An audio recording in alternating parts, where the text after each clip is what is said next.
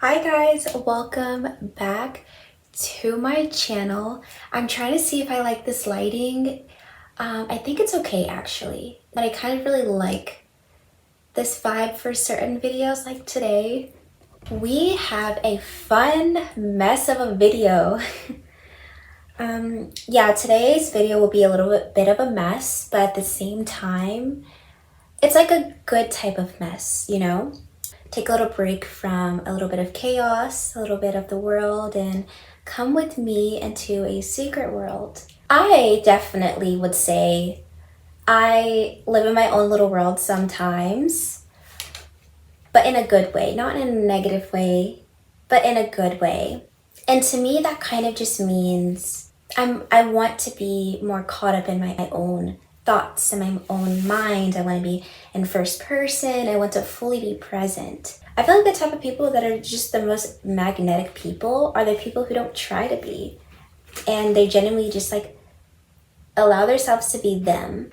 I have learned so much that I wanted to share with you guys all the new things that I've learned. This type of topic is one of those things where I could talk about endlessly. I want to speak on quirks. I want to speak on observer's gaze. I want to talk about being multi-layered, being authentic, having interest in things, and I just want to talk about so much and unpack a lot. One little thing that I've learned about at least myself and most likely other people too is we are really more multi-layered than we think. I feel like we can obsess over being a certain idea when we're really so much in one person.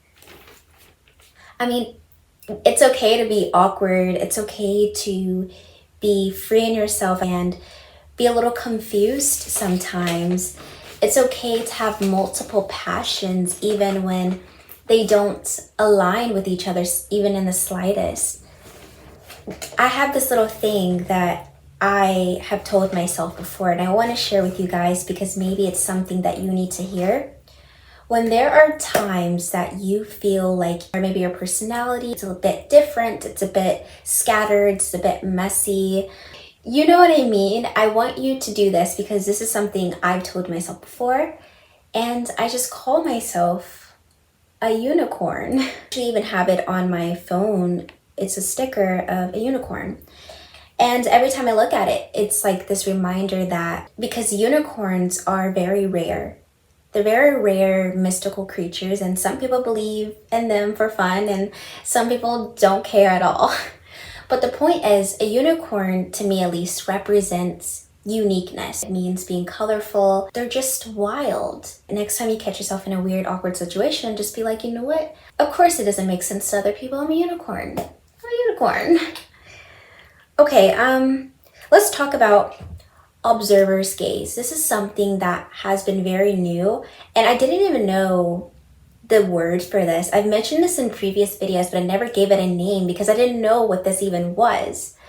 But there is something called observer's gaze. I've mentioned in previous videos of mine that sometimes we can live out of first person and we can live in like other people's perspectives. For example, I mentioned if you were to be in a library, instead of actually fully being present in the moment, smelling the books, feeling the air, reading the book presently and fully into the book, sometimes some people walk into a library and they're not able to really fully be present because maybe they're worried about, oh, how do I look? How do I act? Wonder like what people think if I picked up this book or that book. It's like you're not really fully being in first person, rather you're in observer's gaze. And that's what that is. It's like you're kind of not fully in your own senses, rather you're really just worried about how you, like kind of aesthetically in a way, like how you're being perceived.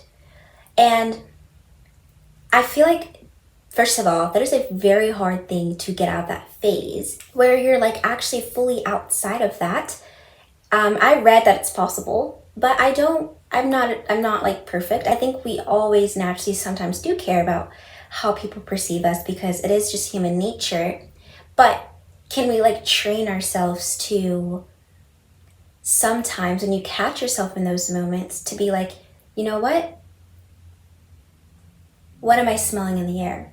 What am I tasting? What am I doing? How do I feel? When you walk out that car, how do I feel walking into this building? Like asking yourself questions that bring you back to you and reminding yourself, oh, I'm in this position again. Let me come back to my own world for a minute. I don't know. I think that was just like a really cool thing that I've noticed. And we're going to get a little bit more into that because I'm going to be talking about what lessons that we can learn from animation films and explain more on that later. Saying it's very easy to get caught up in other people's worlds, realizing that, okay, this has to make sense to me, and I have to learn what's my path only and not do what maybe other people expect of me.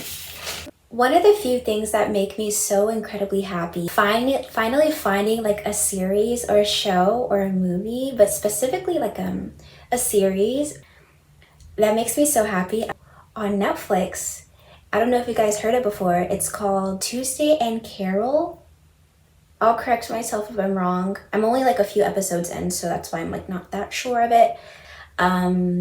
It's basically, I would say an animation, but it's also like a nice like an anime as well. It's just so beautiful because it has so much music, because I've actually also wanting to be playing the piano. So I think I just relate a little bit even more. It has a lot of music in it, especially Carol. She plays the piano too.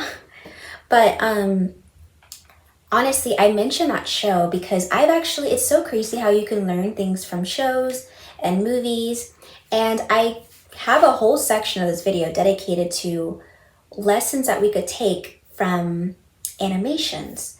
Even though those films are not all the way realistic, it's really fun to allow imagination and the space for creativity. So the first thing I have on my thing is performance. I've mentioned this before on my channel, but performing is I think it's a thing that we naturally have ingrained in us to perform. But what I have on here is, in films like this, it's like more genuine. We can allow ourselves to show more emotion and show more, whether it's through body language, being able to fully learn to articulate ourselves and be more spoken on things that we're passionate about. And I think that's the coolest thing about authentic people. They're able to really wear their character, their selves on them, and you feel it when you see them and you engage with them. I think the lesson is you can learn to not be scared to just and be brave enough to be you regardless of how the world could treat you. And I find that very admiring. Basically, your world revolves around inner motion rather than image. I think we can be really obsessed with image as well, wanting to be a certain way rather than seeing who you actually kind of are, because maybe you would actually really like that version. I think this is a big reason, one of the reasons why I love animations and soft films. There is so much space for like silence. Like now, there's so much space for silence and breaks, and there's so much illustrations of points of films where it's slow motion and they're filming the trees slowly, filming the material and zooming in on just quiet moments, and the characters reflect these quiet moments. I think a lesson you can take from that is to let yourself be present and breathe. One nice thing I've liked that I've been doing is I allow myself to sometimes have breaks from distractions. If I have to turn off the TV, I will, to just kind of be present. And actually, it's not that time is sometimes moving so fast, but maybe we're just not really being in the time. Like, we're not really being there in the moment. So that's why it could feel so rushed and so fast. And it's okay to go at your own pace and take your time. I'm going to tell you guys a little secret.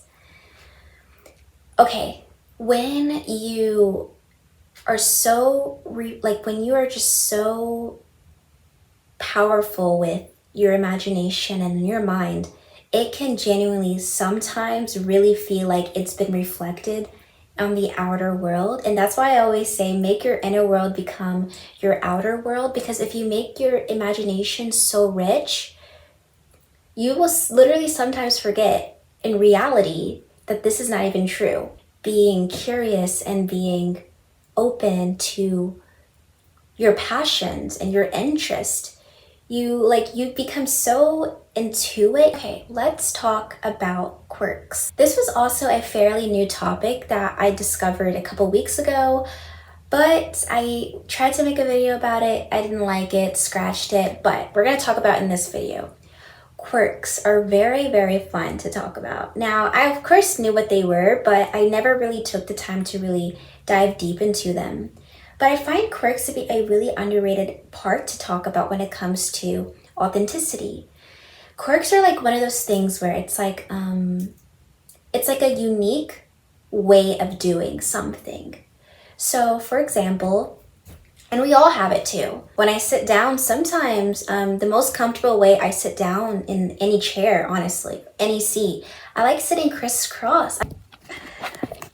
Chairs, sofa, you name it.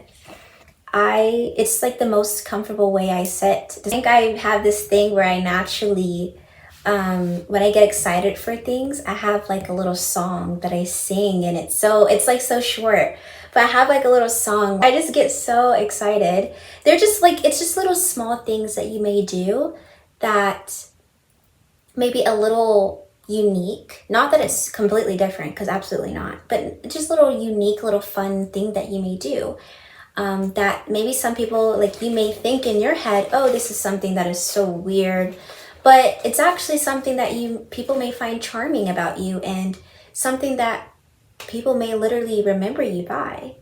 You may have no idea that you do a small little thing, and that's something that a person really remembers of you forever. Like, it's like an impact on you.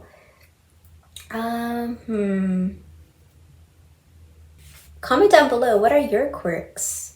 I would love to know. Oh my gosh, I was reading other people's, and I was relating to some of them, and I was like, oh my gosh, I've never heard this before.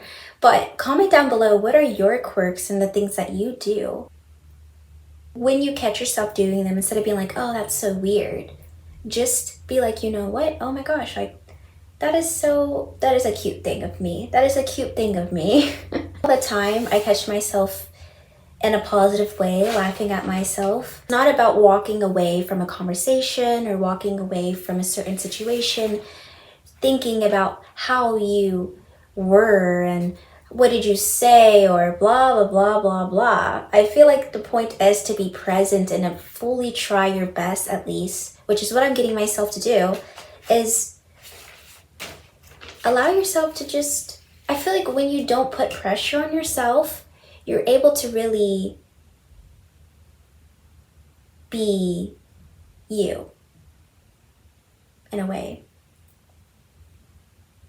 Then you won't be disappointed. Then you won't feel a certain way, because you know at that moment you're present and you gave yourself no image or perception to be. Let's talk about interest and curiosity. Let me go get some illustrations, some imagery, which is like one of my most favorite things to ever talk about. 1, 2, 3.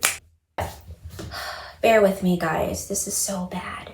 But you know what? I am strong enough and brave enough to show you guys anyways of this horrible painting I did, but it was my first tornado picture. So give me a break. Ugh. Oh, it's so ew. It's interesting, but you know what? I don't hate it.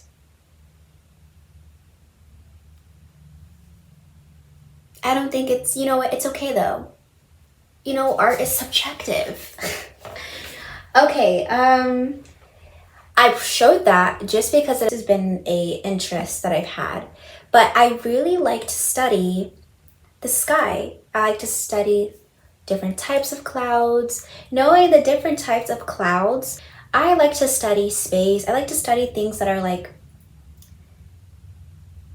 crazy. I like studying especially things that involve the sky. And another thing, this is not new if you're not new to my channel, but I basically I like scary animations. I like learning about just very scary things. Why did I show those things? Number one, because a little visual, but another thing, allow yourself to be so indulged in your interest. Be literally so into your interest. I was outside and I was actually brainstorming this video as we speak. And I saw a little bee come up to me and it was like hovering over me, but it wasn't an actual bee. It was like a hover bee hovering over me, and I was talking to it and I was telling it, just having a little conversation with the bee. I think it's called a hoverfly though. I find it very cool that those types of, I will say hoverflies, I don't know if I'm right still, they clearly like humans if they're that close to us. I mention that because after that interaction, I looked up what are the names for these things, what do they do, and basically they like to collect the salt and the sweat on us. And it was just really cool knowing something that I pass by all the time but never really considered. And so the point is to open your curiosity. It's the littlest things that we come across every single day that we never question. And it taught me about fear and how fear is usually stemmed from, sometimes, not all the time of course, but sometimes it could be stemmed off of not really knowing much about something. Fear stems from what we don't know sometimes.